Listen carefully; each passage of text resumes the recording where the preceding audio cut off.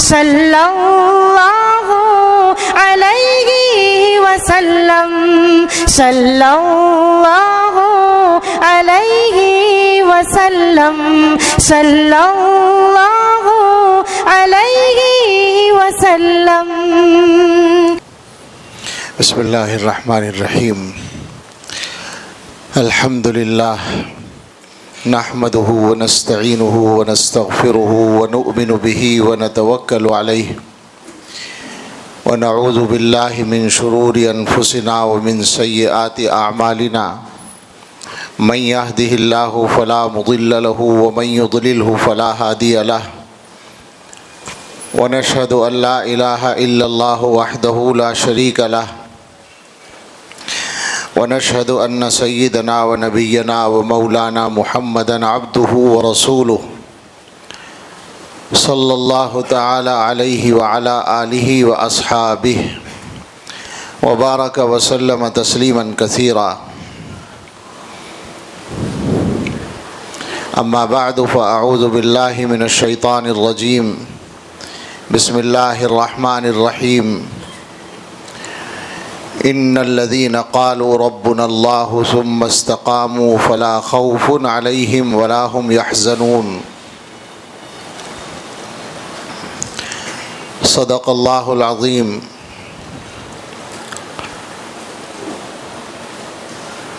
عن أبي عمرو وقيل أبي عمرة سفيان بن عبد الله رضي الله عنه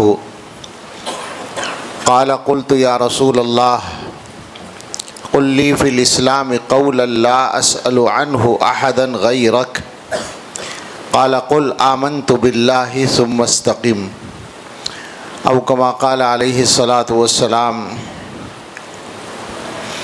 سبحان ربك رب العزة عما يصفون وسلام على المرسلين والحمد لله رب العالمين.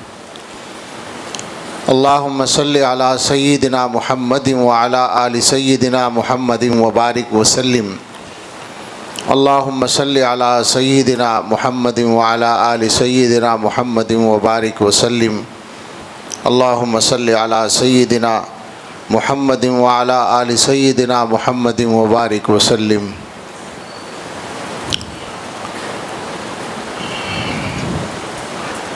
اللہ تعالیٰ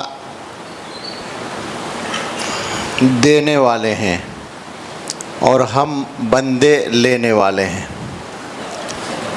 اللہ تعالیٰ کو کسی سے کچھ لینے کی ضرورت نہیں اور ہمارا کام لیے بغیر چلتا نہیں.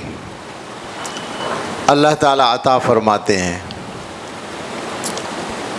اور ہمارے پاس یا اس پوری دنیا میں پوری کائنات میں کسی کے پاس جو کچھ ہے وہ سب اللہ کا دیا ہوا ہے. یعنی ہماری ہر ضرورت اللہ کی عطا سے پوری ہوتی ہے. اسی وجہ سے اللہ تعالیٰ کی نعمتیں شمار سے زیادہ ہیں کیونکہ ہر چیز اللہ کی نعمت ہے. ہمارا وجود اللہ کی نعمت ہے. وجود کی بقا کے لیے سانس جو لیتے ہیں وہ اللہ کی نعمت ہے. اس سانس کے لینے کے لیے جو آکسیجن اللہ نے ہوا دی ہے وہ اللہ کی نعمت ہے. اور اس کے بعد کھانا پانی لباس کپڑا مکان جائیداد گھر بار آل اولاد اور دنیا کی تمام چیزیں جو ہمارے کام آتی ہیں وہ سب اللہ کی نعمت ہیں. بعض علماء نے لکھا ہے کہ انسان جو ایک لقمہ کھاتا ہے کھانا کھاتا ہے اس کے تیار ہونے میں 300 آدمی کام کرتے ہیں دنیا میں. مختلف مرحلے ہوتے ہیں. اس کی تفصیل مجھے نہیں کرنی بات دور چلی جائے گی. بس اتنا سمجھ لیں کہ اکیلا کوئی بھی آدمی تنہا مکمل انتظام اپنے لیے کھانے کا بھی نہیں کر سکتا. کھیتی سے لے کر سارے مرحلوں پر آپ غور کر لیں تو سمجھ میں آئے گا. تو مطلب یہ ہے کہ ہر چیز اللہ کی نعمت ہے. اسی وجہ سے اللہ تعالیٰ نے بتا دیا ہے کہ اللہ کی نعمتوں کو گننا چاہو شمار کرنا چاہو تو یہ تمہارے بس کی بات نہیں ہے. لیکن ہمیں جو اس وقت اس بات کے بعد جس بات پر توجہ دلانی ہے وہ یہ ہے کہ اللہ تعالیٰ کی نعمتیں جن کی طرف اشارہ ہوا اور جن کو عام طور سے ہم لوگ نعمت کے طور پہ جانتے ہیں، وہ ساری کی ساری نعمتیں دنیا کی ضرورتوں سے تعلق رکھتی ہیں، کھانا پینا اور جو بھی کچھ ہے دنیا میں۔ اور عام طور پر ہم لوگوں کو، مسلمانوں کو، یا مسلمانوں میں جن لوگوں کو کا مزاج دیندارانہ ہے، ان کو جو عادت ہے وہ انہی نعمتوں پر اللہ کا شکر ادا کرنے کی ہے۔ کھانا کھایا الحمدللہ، پانی پیا الحمدللہ، بچہ پیدا ہوا اللہ کا شکر ہے اللہ نے اولاد دے دی، دکان میں کوئی نفع ہوا الحمدللہ۔ یعنی دنیاوی ضرورتوں پر ہم اللہ تعالیٰ کا شکر ادا کرتے ہیں، اگرچہ جتنا کرنا چاہیے نہیں کرتے، لیکن جو کچھ کرتے ہیں وہ زیادہ اسی سے جڑا ہوا ہے۔ لیکن قرآن و حدیث سے پتہ یہ چلتا ہے کہ اللہ تعالیٰ کی یہ نعمتیں، حالانکہ ان میں سے چھوٹی نعمت بہت بڑی ہے، بہت قیمتی ہے، وہ ہم کسی قیمت سے خرید نہیں سکتے اگر ہم سے چھن جائے، اس کے باوجود یہ ساری نعمتیں مل کر اللہ تعالیٰ کی ایک نعمت کا مقابلہ نہیں کر سکتی جس کا تعلق بنیادی طور پر آخرت سے ہے، آخرت کی نجات سے ہے، اس کا نام ہے ایمان۔ ساری نعمتیں ایمان اور ہدایت کے مقابلے میں کچھ بھی نہیں ہیں۔ یعنی دوسرے لفظوں میں یہ کہ اگر انسان کو دنیا میں ایمان ملے اور ساری نعمتیں اس سے چھن جائیں تو بھی وہ نقصان میں نہیں ہے۔ بھئی یہی تو ہوگا کہ دنیا کی زندگی، اللہ ہم سب کو محفوظ رکھے پریشانیوں سے، لیکن وہ آدمی دنیا کی زندگی پریشانی سے گزار کے جائے گا، آخرت کی زندگی تو ٹھیک ہو جائے گی اس کی، جو ہمیشہ کی زندگی ہے۔ اور اس کے برخلاف دنیا کی ساری نعمتیں اللہ تعالیٰ نے کسی کو عطا فرما دی ہوں اور ایمان سے وہ آدمی محروم ہو تو اس سے بڑا کوئی محروم نہیں ہے، اس لیے کہ وہ ساری نعمتیں کچھ دنوں کے لیے ہیں، 50 سال کے لیے ہیں، 80 سال کے لیے ہیں، 100 سال کے لیے ہیں، اور اس کے بعد جب وہ اصل زندگی میں قدم رکھے گا جہاں اس کو ہمیشہ رہنا ہے، وہاں کے لیے وہ کچھ بھی نہیں ہے، اس کے پاس کچھ نہیں ہے، ہاتھ خالی ہے۔ قرآن کریم کی ایک سورت جمعہ کے دن عام طور پر پڑھی جاتی ہے، سورہ هل اتاک حدیث الغاشیہ، سورۃ الغاشیہ۔ اس میں فوراً اگلی آیت ہے وجوہ یومئذ خاشعہ عاملہ ناصبہ۔ اللہ تعالیٰ نے آخرت کا منظر بیان کیا کہ قیامت میں کچھ لوگ، کچھ چہرے ذلیل ہوں گے، حالانکہ وہ کام کیے ہوئے ہوں گے، عاملتن، اور تھکے ہوئے ہوں گے کام کر کر کے، ناصبتن، دنیا سے آئیں گے کام کر کے اور تھک کر آئیں گے، تو اب تو انہیں آرام کی ضرورت تھی لیکن وہ ذلیل ہوں گے، تصلیٰ نارا حامیہ، جہنم میں چلے جائیں گے۔ وہی ہیں جن کے پاس ایمان نہیں ہوگا۔ تو عرض یہ کرنا ہے کہ ہم مسلمانوں کو بہت زیادہ اہمیت کے ساتھ، شعور کے ساتھ اور احساس ذمہ داری کے ساتھ اللہ تعالیٰ کی اس ایمان والی نعمت کی قدر کو سمجھنا چاہیے۔ آیت پڑھی ہے ہم نے، اللہ تعالیٰ نے فرمایا وہ لوگ جو ایمان لائے، وہ لوگ جنہوں نے یوں کہا کہ ہمارا رب اللہ ہے اور پھر اس پر استقامت اختیار کی تو ان پر نہ کوئی خوف ہوگا نہ کوئی غم ہوگا۔ حدیث پڑھی ہے حضور علیہ الصلاۃ والسلام سے ایک صحابی نے پوچھا، سفیان ابن عبداللہ ثقفی نے رضی اللہ عنہ، کہ مجھے اسلام کے بارے میں کوئی ایسی بات فرما دیں کہ آپ کے علاوہ کسی سے پوچھنے کی ضرورت پیش نہ آئے۔ تو حضور علیہ السلام ایسے سوال کے جواب میں کوئی خاص بات مختصر فرمایا کرتے تھے، یہاں بھی ایسے ہی فرمایا، قل آمنت باللہ ثم استقم، تم کہہ دو میں اللہ پر ایمان لایا اور اس کے بعد اس پر جم جاؤ، اس پر استقامت اختیار کر لو، بس یہ خلاصہ ہے۔ تو آج کے زمانے میں جو حالات ہیں، دو لفظوں میں دنیا کے اندر شیطان کی نمائندہ طاقتیں پوری قوت کے ساتھ حملہ آور ہیں نعمت ایمان پر، اور ان کی ساری کوششوں کا ماحصل یہی ہے، خلاصہ یہی ہے کہ ایمان والوں سے ایمان چلا جائے، اور اس کے لیے وہ طرح طرح کے منصوبوں پر کام کر رہی ہیں۔ یہ کوئی الزام نہیں ہے بلکہ وہ تو اپنی اس کو کارگزاری سمجھتے ہیں، اگر ہم ان کے سامنے بیان کریں تو وہ تو خوش ہوں گے کہ ہماری بات جانتے ہیں، اچھا ہے۔ ہم کوئی الزام ان پر نہیں لگا رہے، وہ تو اپنا کارنامہ سمجھ کر یہ کام کرتے ہیں دنیا میں ہر جگہ۔ تو مسلمانوں کو کم سے کم اتنا جان لینا چاہیے کہ ایمان پر استقامت، ہر حال میں ایمان پر جمنا، یہ ہماری زندگی کا اصل مشن ہے، اصل مقصد، اصل منزل ہے، ایمان پر جینا اور ایمان پر مرنا۔ اللہ ہم سب کو اور ہماری نسلوں کو نصیب فرمائے۔ استقامت جس کو کہتے ہیں ایمان پر، اس کا مفہوم یہ ہے کہ دنیا کا کوئی مفاد، دنیا کی کوئی غرض، دنیا کی کوئی خواہش یا دنیا کی کوئی پریشانی انسان کو ایمان کے تقاضوں سے ہٹانے میں کامیاب نہ ہو۔ رسول اللہ صلی اللہ تعالیٰ علیہ وسلم کی پوری سیرت، ایک ایک دن اور ایک ایک دن کا ایک ایک لمحہ آپ دیکھ ڈالیں، استقامت کا ظاہر ہے، وہ تو نمبر ایک نمونہ ملے گا۔ آپ کے صحبت یافتہ، آپ کے تربیت یافتہ، آپ کے زیارت کیے ہوئے حضرات صحابہ رضی اللہ عنہم، ان کی زندگیوں کو آپ دیکھیں تو انہوں نے ہر قسم کے حالات کا مقابلہ کیا ہے، ایمان کے بارے میں کوئی سمجھوتا نہیں کیا۔ سب سے بڑے صحابی، جانشین انبیاء، جانشین رسول اللہ صلی اللہ علیہ وسلم، حضرت ابوبکر صدیق رضی اللہ تعالیٰ عنہ، جو حقیقت میں حضور علیہ السلام کے خلیفہ ہیں، بعد والے ان کے خلیفہ ہیں، حقیقت میں حقیقی خلیفۃ رسول اللہ صلی اللہ علیہ وسلم ابوبکر صدیق ہیں، اور ان کی جو کارگزاری کا خلاصہ ہے، ان کی جو خصوصیت کہہ سکتے ہیں یا ان کا سب سے بڑا کارنامہ کہہ سکتے ہیں، وہ یہی ہے کہ انہوں نے ایمان کے باب میں کوئی سمجھوتا نہ کیا اور امت کو بھی نہ کرنے کا پیغام دے دیا۔ اَيُنْقَصُ الدِّينُ وَأَنَا حَيٌّ، سارے خطرات آئے تھے، ان کی تفصیلات ایک گھنٹے بھی بیان ہو سکتی ہیں، اشارہ کرنا ہے صرف۔ جھوٹے مدعیان نبوت تھے، مانعین زکوٰۃ تھے، اور طرح طرح کی مخالفتیں تھیں، لیکن انہوں نے طے کر دیا تھا مقابلہ کرنا ہے سب کا، ایمان کے معاملے میں، دین کے معاملے میں سمجھوتا نہیں ہونا ہے۔ سارے صحابہ کرام کی زندگی کا خلاصہ یہی ہے۔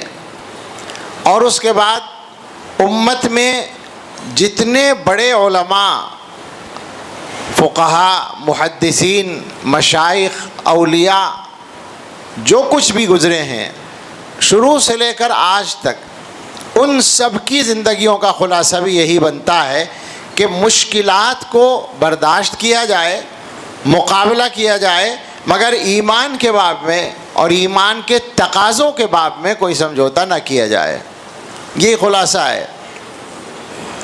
نفسانی خواہشات ہوں یا دنیاوی خواہشات یا دنیاوی ضرورتیں ہوں یا حکومتوں کے دباؤ ہوں، ایک تاریخ ہے، پوری لمبی تاریخ ہے۔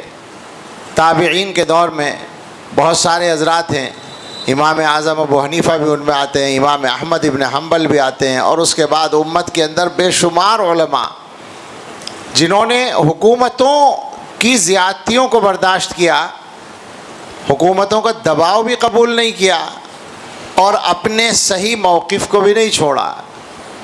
آپ سوچیں ذرا کہ ان حضرات کا جو کردار ہے، وہ اپنے لوگ مسلم حکمراں تھے، خلفاء تھے، سلاطین تھے، مسلم سلاطین، مسلم بادشاہ، جو کسی غلط معاملے پر ان کو مجبور کر رہے تھے۔ وہاں مسئلہ ایمان سے ہٹنے کا تھا بھی نہیں، مگر ایمان کے صحیح معاملات کو بچانے کا مسئلہ تھا، ایمان کی صحیح تفصیلات کو محفوظ رکھنے کا مسئلہ تھا۔ وہاں انہوں نے کوئی سمجھوتا نہیں کیا، وہاں گویا کہ صحیح رائے سے، صحیح نظریے سے کوئی سمجھوتا نہیں کیا۔ تو کیسے گنجائش ہو سکتی ہے کسی ایمان والے کے لیے کہ دنیا کی کسی بڑی سے بڑی طاقت کے سامنے آ کر وہ اپنے ایمان کے معاملے میں کوئی سودا سمجھوتا کر سکے؟ یہ گنجائش ہو ہی نہیں سکتی۔ نمونے ہمارے پاس، آپ نے پڑھا ہوگا حضرت عمر فاروق رضی اللہ تعالیٰ عنہ کے زمانے میں ایک چھوٹا سا لشکر 25-27 آدمیوں کا، جس کو سریہ کہتے ہیں عربی میں، گیا تھا شام کے علاقے میں جو روم کی حکومت کے دائرے میں آتا تھا۔ وہاں اتفاق سے ایک بڑی فوج موجود تھی، اس فوج نے ان کو پکڑ لیا، بجائے اس کے کہ مقابلہ ہوتا ہی گرفتار ہو گئے۔ اور روم کا جو بادشاہ تھا وہ اس زمانے میں ان دنوں اسی علاقے میں کیمپ کیے ہوئے تھا قریب میں، لہٰذا اس کے پاس وہ ان کو لے گئے۔ اس لشکر کے جو سردار تھے عبداللہ ابن حذافہ سہمی رضی اللہ عنہ تھے۔ بادشاہ کو بتایا گیا یہ مسلمان ہیں اور یہ ہمارے علاقے میں پکڑے گئے ہیں۔ بادشاہ نے کہا میرے پاس لاؤ۔ اس کے ذہن میں ایک منصوبہ آیا، اور وہ منصوبہ یہ تھا کہ یہ 20 25 30 آدمی ہیں، ان کو اگر ہم اسلام سے پھیرنے میں کامیاب ہو گئے، مرتد بنانے میں کامیاب ہو گئے تو یہ بہت بڑی کامیابی ہوگی۔ چونکہ انہوں نے سن رکھا تھا کہ کوئی مسلمان اپنا ایمان نہیں چھوڑتا، ہم نے بھی سن رکھا تھا۔ مجھے یاد ہے یہ بات، اب سے کوئی 20 25 سال پہلے تک ہم ذرا جوشیلے بیان کرتے تھے اور دھڑلے سے کہتے تھے کہ کوئی مسلمان اپنا ایمان نہیں چھوڑتا، فخر سے کہا کرتے تھے۔ لیکن اب جب یہ وقت آیا ہے کہ کچھ بول سکیں تو یہ کہنے کی ہمت ہی نہیں رہی، اب سر جھک گیا ہے، اس لیے کہ روزانہ ہم سن رہے ہیں کہ فلاں جگہ مسلمانوں نے اپنا ایمان، 1 نے 2 نے 4 نے، لڑکے نے لڑکی نے فلاں نے دے دیا اپنا ایمان۔ میں کوئی لاکھوں کی تعداد کی بات نہیں کر رہا، لیکن ایک مسلمان بھی اگر اپنے ایمان سے ہاتھ دھوتا ہے تو سب کے لیے شرم کی بات ہے، یا نہیں؟ سوچے ذرا۔ اور ایسے کہ واقعات ہزاروں تو ہو چکے ہیں متعین طور پر، ایسی آبادیوں میں، ایسے قصبوں میں ہم جا چکے ہیں، ہمیں بلایا گیا اسی عنوان سے، جہاں مثلاً 20,000 کی آبادی میں 20 یا 25 یا 30 لڑکیاں غیروں کے یہاں چلی گئیں۔ ایسے واقعات جگہ جگہ ہو چکے ہیں، اور اسی کی طرح سے لڑکوں کے بھی معاملات ہیں۔ تو یہ کہنے کا اب موقع نہیں رہا کہ مسلمان اپنا ایمان نہیں چھوڑتا۔ کاش وہ دن پھر آ جائے جب ہم دنیا کو یہ پیغام دے سکیں کہ تم ہمارے ساتھ جو کر لو گے یا ہمیں جو کچھ کرنا پڑے گا، ایمان نہیں دیں گے، ایمان سے نہیں ہٹیں گے۔ اللہ کرے وہ دن آ جائے۔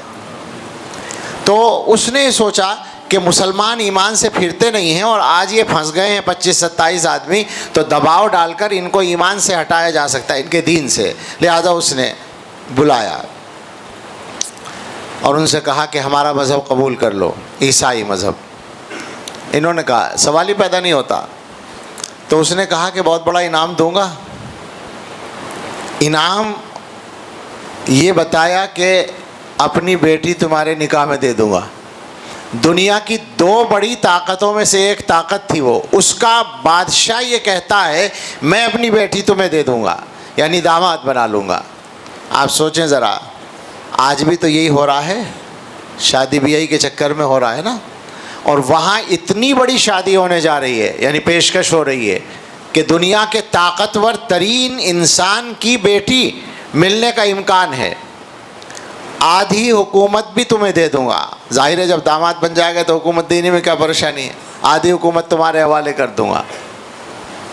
کتنی بڑی آزمائش ہے، لیکن اسی جگہ پر استقامت کا مطلب سمجھ میں آتا ہے۔ انہوں نے فرمایا کہ نہیں، بے تکلف، یہ قابل غور مسئلہ ہی نہیں تھا۔ یعنی ایسا نہیں کہ انہوں نے سوچا ہو کچھ دیر اور پھر طے کیا ہو کہ بھائی نہیں یہ مناسب نہیں رہے گا، نہیں، فوراً انہوں نے انکار کر دیا۔ اب ظاہر ہے کہ وہ بہت بڑا بادشاہ تھا، اور بیٹی تک کی پیشکش کر دی اور قبول نہیں کی گئی۔ ایک عام سا آدمی ہے، اس نے قبول نہیں کیے تو اس کی توہین تو ہو گئی نا۔ اسے غصہ آیا اور اس نے کہا کہ اب تم لوگوں کو عبرتناک سزا دی جائے گی۔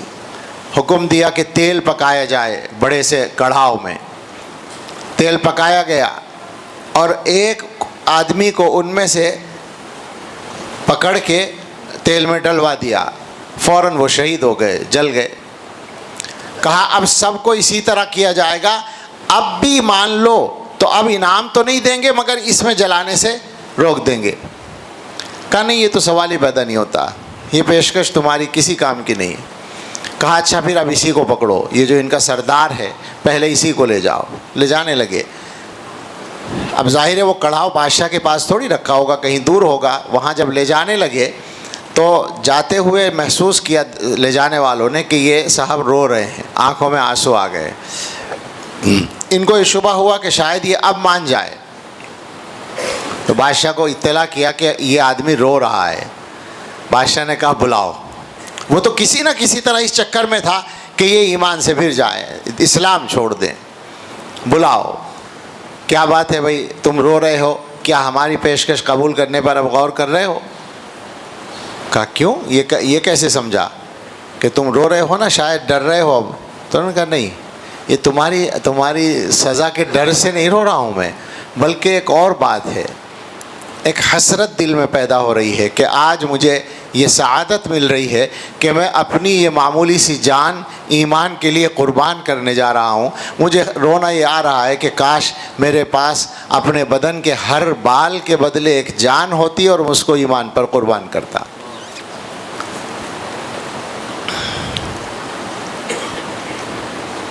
اس استقامت کے بعد اس کے اوپر بھی ایسا اثر پڑا کہ اس نے سزا ملتوی کر دی, اور بس اتنا کہا کہ اگر تم میری پیشانی چومو تو میں تمہیں اور تمہارے ساتھیوں کو چھوڑ دوں گا.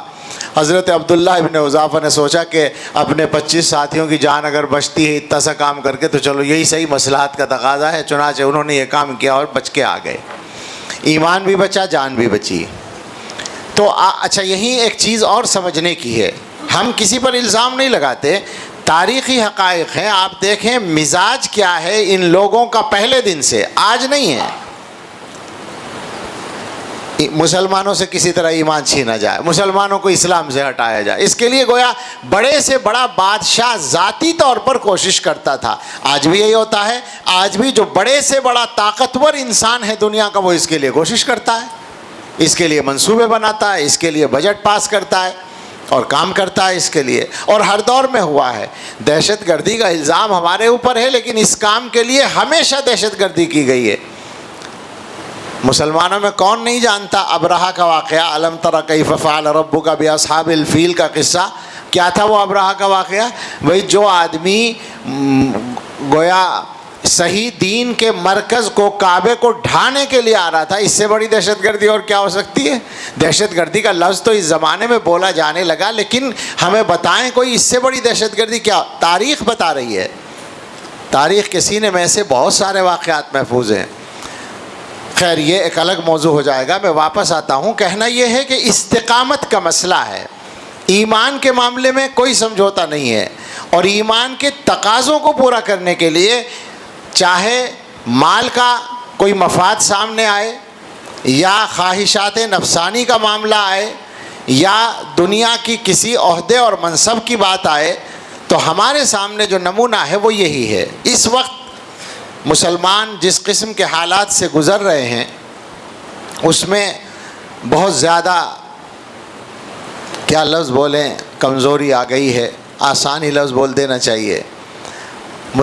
بات یہ نہیں ہے کہ دشمن اس زمانے میں کچھ زیادہ طاقتور ہو گئے ہیں, ہمیشہ طاقتور رہے ہیں. اور ایسا بھی نہیں ہے کہ اس زمانے کے دشمن زیادہ بڑے دشمن ہیں اور پہلے والے کچھ ہلکے تھے. یہ خیال کبھی مت کیجیے گا. جو لوگ دنیا کی بڑی سے بڑی طاقت ایک آدمی کو ایمان سے پھیرنے کے لیے بیٹی پیش کرے, وہ کچھ کم دشمن تھے؟ سوچیں ذرا. جو لوگ کعبے کو ڈھانے کے لیے آئے وہ کم دشمن تھے. جو رسول اللہ صلی اللہ علیہ وسلم کی جان لینے کے لیے ہمیشہ سازشیں کریں وہ کچھ کم دشمن تھے. ان سے بڑے دشمن آج کے نہیں ہیں. دشمنی ہمیشہ رہی ہے, مگر مقابلہ ہے یہ, اور مقابلے میں جو کمزور ہوتا ہے وہ مارا جاتا ہے. اور مسلمان کی جو کمزوری ہے وہ اصل ایمان کی کمزوری ہے, اور کوئی کمزوری نہیں ہے. میں صاف بات کر رہا ہوں. میرے کہنے کا یہ مطلب نہیں ہے کہ مسلمان ہتھیاروں کی تیاری کریں. مسلمانوں کی حکومتوں کے پاس سب کچھ ہے, لیکن ایمان کی طاقت کمزور ہے. مجھے معلوم ہے, میں جان کر کہہ رہا ہوں, معلومات کی بنیاد پر کہہ رہا ہوں کہ مسلم حکومتوں کے پاس کس چیز کی کمی ہے. آپ اخبارات دیکھیں تو پتہ چلے گا. اخبار تو آج کل کون دیکھتا ہے, ہم جیسے ان پڑھ لوگ دیکھ لیتے ہیں, ورنہ تو سب اس سے ہی معلوم ہو جاتا ہے. تو پچھلے سال یا اس سے پہلے سال امریکہ سے سب سے بڑی ڈیل جو اسلحہ کی, ہتھیاروں کی ہوئی ہے وہ سعودی عرب کی ہوئی ہے, اور ایسا شاید 2-3 سال سے ہوتا رہا ہے. امریکہ سے سب سے زیادہ ہتھیار خریدنے والا ملک سعودی عرب ہے. مگر کیا فائدہ ہے ان ہتھیاروں کا؟ ایمان کی طاقت جب نہیں ہے اور ایمان کے تقاضوں کو پوری طرح سمجھنے کی بات نہیں ہے تو کیا فائدہ ہے؟ تو میں ہتھیار کی طاقت کی بات نہیں کر رہا ہوں. مسلمان کی اصل جو طاقت ہوتی ہے وہ ایمان کی طاقت ہوتی ہے، اور اس کا دشمن ہمیشہ اسباب اور وسائل کی طاقت لے کر آتا ہے۔ آج کا دشمن بھی یہی کر رہا ہے۔ اب اس کا مقابلہ کرنے کے لیے اسباب تو مسلمان کے پاس بھی ہیں، مثلاً یہ کہ وہ ایمان کو ختم کرنے کے لیے، الحاد پھیلانے کے لیے تعلیمی اداروں کا استعمال کر رہے ہیں، تو کیا مسلمان اپنے تعلیمی ادارے بنا کے ان کا استعمال نہیں کر سکتے ایمان کو بچانے کے لیے یا ایمان پھیلانے کے لیے؟ وہ سوشل میڈیا کا استعمال کر رہے ہیں، وہ ٹیلی ویژن کا استعمال کر رہے ہیں، یا وہ اور ذرائع کا استعمال کر رہے ہیں، تو ہمارے اوپر کس نے پابندی لگا دی ان ذرائع کا استعمال کرنے میں؟ مگر مسئلہ کیا ہے کہ جب ہمارے سامنے یہ چیزیں اہمیت رکھیں گی تو ہم کچھ کریں گے۔ ہمارا حال یہ ہے کہ اس وقت ہم ایمان کی کمزوری کے نچلے درجے پر پہنچے ہوئے ہیں۔ ہمیں دنیا کا چھوٹے سے چھوٹا مفاد دین اور دین والوں کو بڑے سے بڑا نقصان پہنچانے کے لیے تیار کر دیتا ہے۔ اس وقت جو حالات ہیں اصل وہ کمزوریاں ہیں جو ہمارے درمیان پائی جاتی ہیں۔ ابھی ایک مجلس میں ہم لوگ بات کر رہے تھے، مسلمانوں کی کمزوری یہ ہے کہ مسلمان اپنے ہی بھائیوں کے خلاف مخبری کرتے ہیں بڑی تعداد میں، مرد بھی اور عورتیں بھی، اور ہر جگہ کرتے ہیں، کوئی جگہ بچی ہوئی نہیں ہے۔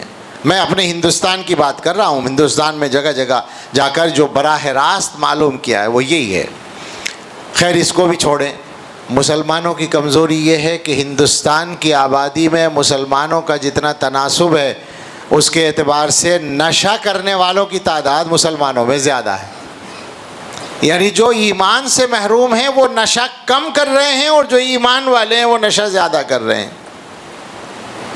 اور یہ بات ہر جگہ ہے، کوئی جگہ اس سے بچی ہوئی نہیں ہے، کوئی شہر نہیں، کوئی گاؤں بچا ہوا نہیں ہے۔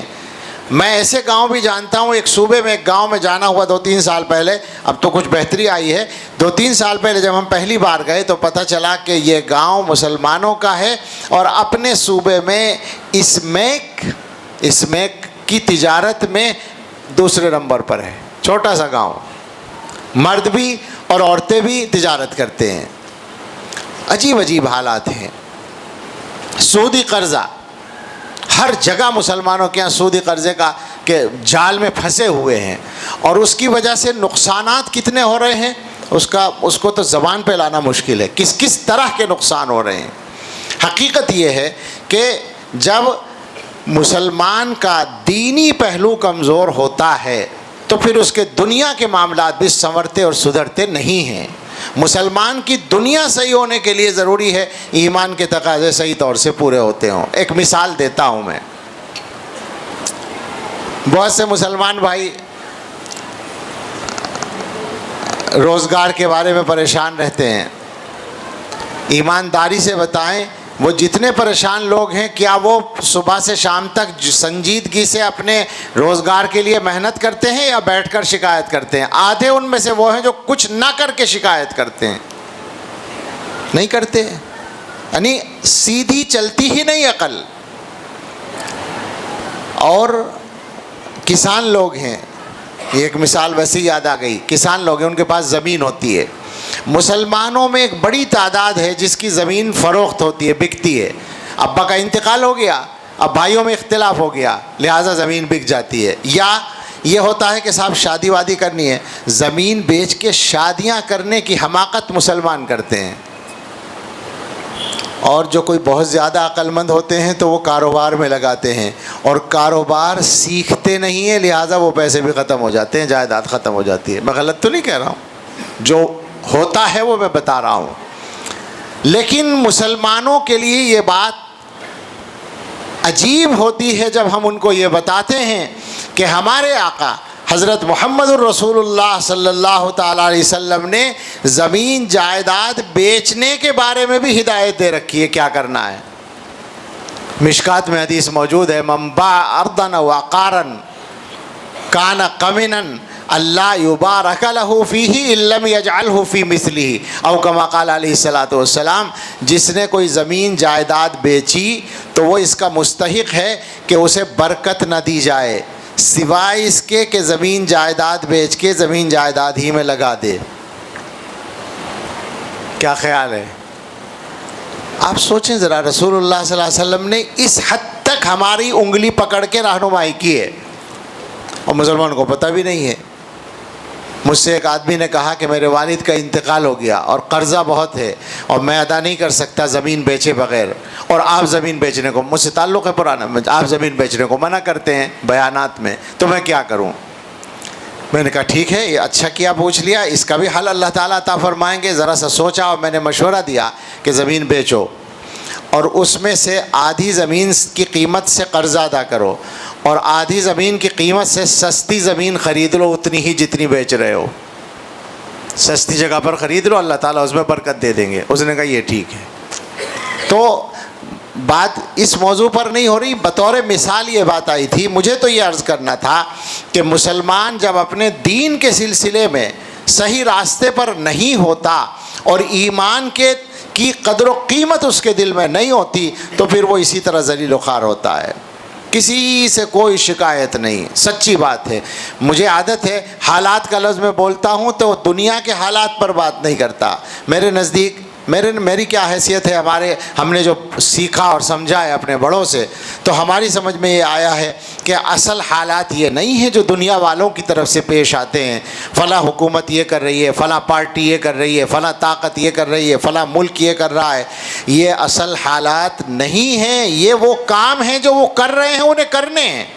اصل حالات یہ ہیں کہ ہمارے اندر دم نہیں ہے, ہمارے اندر ایمان نہیں ہے, ایمان کی طاقت نہیں ہے, اور وہ گویا جذبہ جو ہر مفاد کے سامنے ایمان کو اہمیت دینے پر مجبور کرتا ہے, وہ جذبہ کمزور ہے. تو ہم کمزور ہیں اور ہم ظاہر نقصان اٹھا رہے ہیں.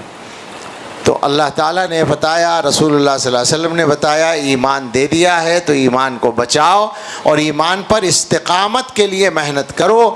مسلمانوں کو جس کام پر سب سے زیادہ اس زمانے میں توجہ دینے کی ضرورت ہے, چاہے علماء ہوں یا جو بھی سمجھدار لوگ ہیں, وہ اپنے بھائیوں کی, اپنے بچوں کی, اپنی نسلوں کی تربیت کا کام ہے, اسی نہج پر کہ ان میں سے کوئی بھی ایمان کے تقاضوں سے ہٹنے والا نہ ہو اور ہر جگہ وہ اپنے ایمان کو اہمیت دے اور ایمان کے تقاضوں کو پورا کرے. اللہ تعالی ہمیں بھی اور ہمارے اہل و عیال و متعلقین کو بھی اور ساری نسلوں کو اور دنیا کے تمام اہل ایمان اور ان کی نسلوں کو کامل ایمان پر استقامت نصیب فرمائے.